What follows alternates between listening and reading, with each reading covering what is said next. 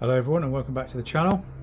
On today's video we're going to turn our attention to the lower fork legs and in particular polishing these up.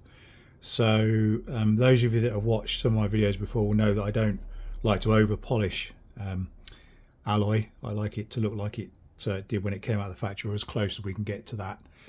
So that's what we're going to be aiming for. We've also got I've managed to source, I only had one of these clamps that go on the bottom, but I've managed to source the other one now as well. Had to get that from the Netherlands, but I've got that so we can polish those up as well. So I think first job is get these in the parts cleaner, get them all the grease and muck and everything off them for a start, see what we've got, and then we can take it from there.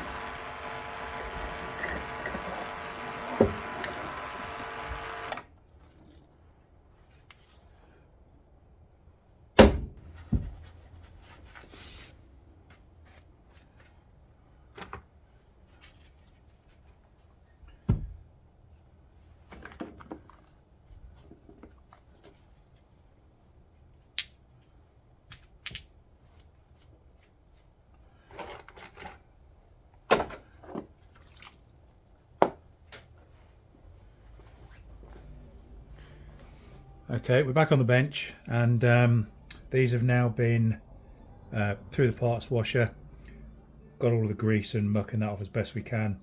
They've been put through, I've gone over them with a air gun just to dry them all off. So what I'll do now is I'll show you how I polish alloy in general, and we'll just do one of these and then you can see the difference. Where you start polishing is really down to how badly scored or marked the part is in the first place. So if what you've got is a perfectly even part and it's just tarnished, there's no point getting 320 grade paper on it. You're just wasting your time because you don't need to. So you have to take a view on how badly pitted, scratched, corroded they are in the first place, and then decide where to start. So in the case of something like this, on here I can see some light surface scratches. There's very little actual corrosion on these. There's certainly no big pits or anything like that, and there's no deep scores really. So I think we're going to start with something like a 400 grade wet and dry, and then we'll work our way up through the grades, and then ultimately when we're happy with that and we've got rid of all these surface imperfections, then we can look at actually polishing it with a mop. We could just stick a mop on these and polish them as they are, but what you won't do, you'll bring it up, you'll get them shiny, but you won't get rid of all these little surface scratches and all the rest unless you do it for an awful long time. So you start off with what effectively is the largest grit paper that you think is going to remove these marks, but without actually introducing much deeper marks than is already here, if that makes any sense. And then you work your way up from there. There's no magic formula to this. There's no magic compounds. This is time, patience, and elbow grease. So obviously I'm going to cut this process short because frankly you're just going to get bored watching me doing this. But hopefully it'll give you a flavour of what I do, at least to get these back to where I want them to be. Bearing in mind these are not going to end up in a mirror polish, because that's not what I'm after. I'm after a factory finish, or as close to that as I can. Right, so enough waffling.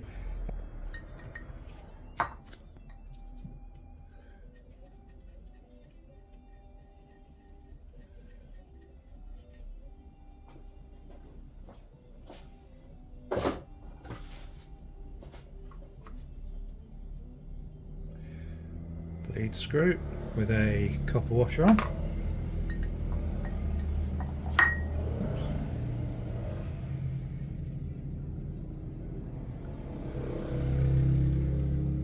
Those bikes going by you can hear are they're going to be enduro trial bikes. There's a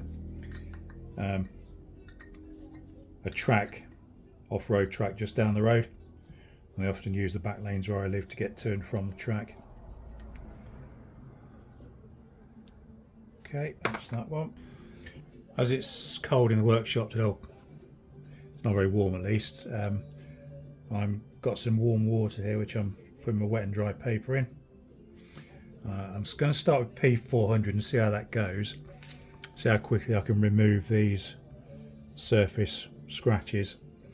I might go to 320 and start there, but I'll start with 400 and we'll see how we go. Like I said, this is not a quick process. The advantage of using, right, obviously it's called wet and dry. The reason it's called wet and dry is you can use it wet or dry. If you use it wet, it keeps the dust down, but also it stops it from clogging as well. So let's get started on this, see how we go.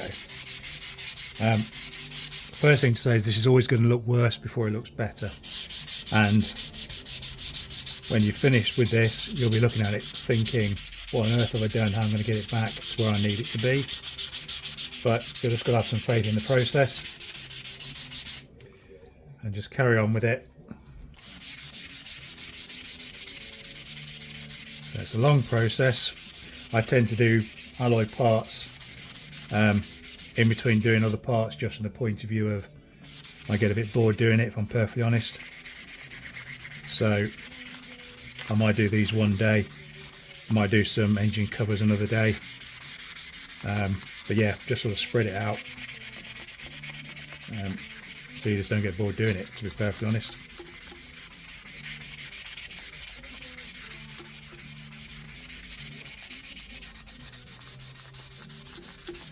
So what we're aiming for now is an overall dull silver finish with no obvious marks and blemishes when we're finished with this 400, which I'm not convinced we're going to get. Oh, sorry, the other thing I should have said was, often these got a lacquer on them. If they've got a clear lacquer on them, no amount of polishing is going to get them to where you want to be. You've got to get the lacquer off first, so you're going to need a decent paint stripper to get the lacquer off. And then once the lacquer's off, then you can start this process. But you've got to get the lacquer off first.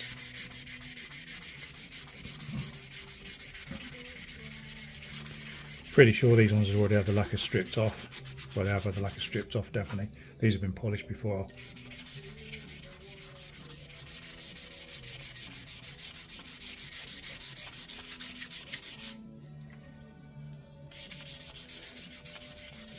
Not too worried about the odd mark on the back of these.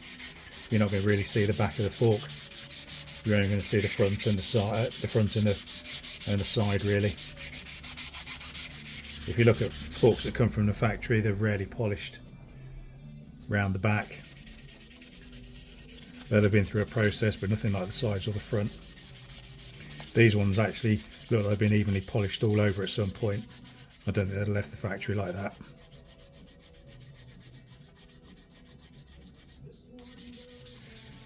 Doesn't really matter at this stage whether you do circular motions, whether you do up and down, round and round. Honestly, doesn't matter at this point. You're just trying to get a nice, even, dull surface finish with no major scratches all left on here. You can see, I don't know if you can see down there, but there's a load of vice marks just there, which I'm not going to be able to get out. Well, I could get out, but I'd probably have to get a file on those, and bearing in mind where that is, I don't want to weaken that, so I'll leave those. I don't think you'll see those once it's all back together. They're the only major marks on these, to be fair. Everything else is looking pretty good. Right, I shall carry on doing this with 400, and then we'll move on to the next part of the process. When we've done this, I'll show you what it looks like after that. Okay, so we're done with the P320. I started on 400, but I went to 320 and started the process again, just because I wasn't happy with how it's going with the 400. So that now is has been done with P320 grit. So as you can see, there's a sort of dull grey sheen to the whole thing. It certainly hasn't got a shine to it as such.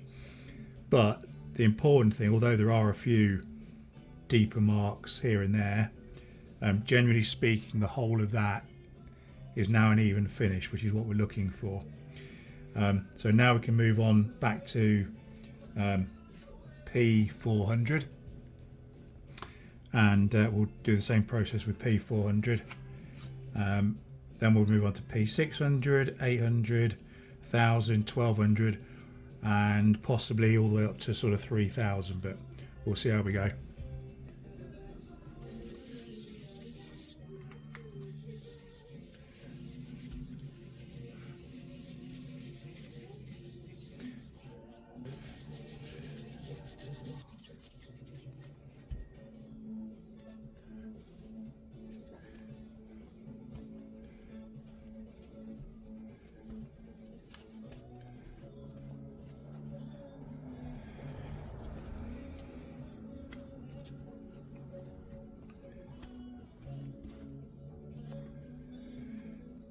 Right, so that's done with the 400 grade now.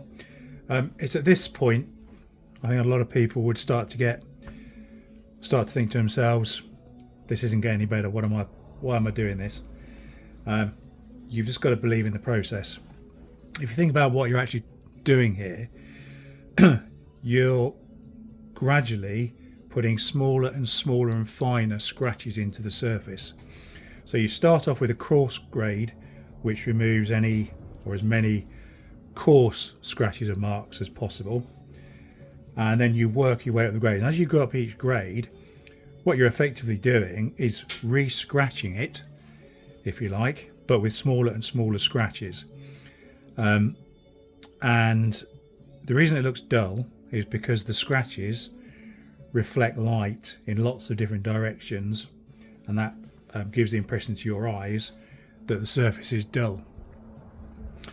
As you move on up the grades and you get finer and finer scratches, the light is reflected more directly into your eyes and gives the illusion or the impression that it's shining or shinier. So that's what we're aiming for. You just got to believe in the process and keep going. So I've done 320, 400. Now I'm going to move on to 600 and up the rest of the grades. Okay, so I've worked my way up through from 320, 400, 600, 800, 1000, 1200, 1500 and 2000. And we've got to this stage where it's a nice even finish. Obviously not shiny, but it's a nice even finish without too many marks and potholes and bits and pieces. So it's looking uniform is what it boils down to. So now, and really only now, can we start to look at actually turn into the polishing mop. So that's the next stage of the process. That's usually a two-stage process. We start off with basically a colour stitch polishing wheel and what they call a brown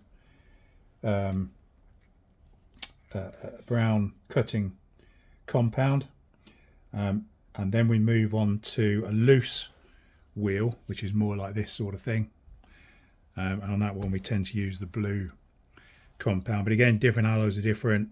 Some take to certain wheels, some don't. It's, you know, to a certain extent it's experimentation. But I think on this occasion we're going to start with the colour stitch wheel, which is a bit harsher, and the brown compound, which is the first cutting compound or coarse cutting compound.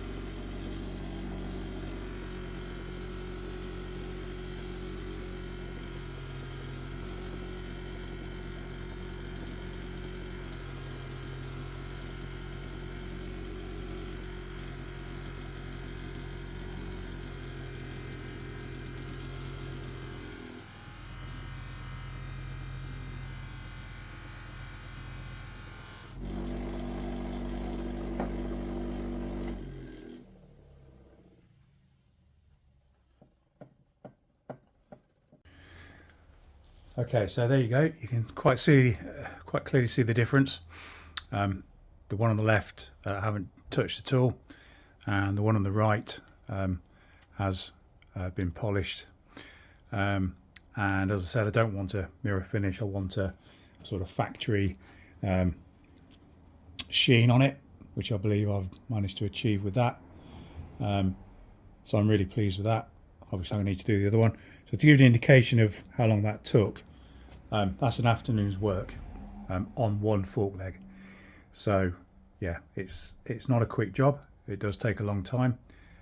I won't lacquer these, some people do. When you lacquer them, it will actually make it slightly duller. It will stay looking nice for longer, but personally, you know, I'd rather not put any lacquer on, and I'd rather just use some Solvol Old Sol, or I guess if you in the US you'd use I think it's called Mother's. But yeah, so that's the sort of results you can get starting off with that one, finishing up with that, and I think that's a reasonable representation of the factory finish, which is exactly what I'm trying to achieve. Okay, so hope you enjoyed the video. If you have, please give it a thumbs up, subscribe down below, and I will see you in the next video.